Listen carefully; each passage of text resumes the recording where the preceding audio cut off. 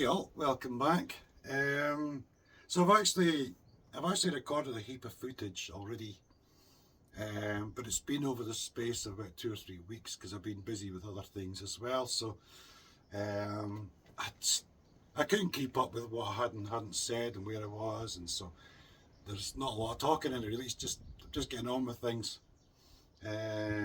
So yeah. Anyway, we'll go and watch the footage, and then I'll come back at the end.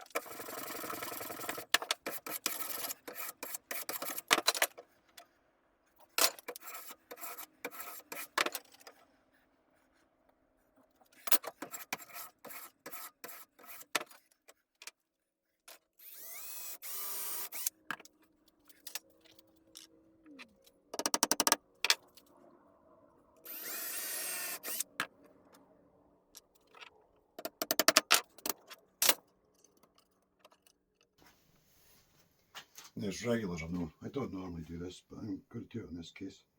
Because it's just slightly low. I know other people do this. Bit of silicone in the bottom there. A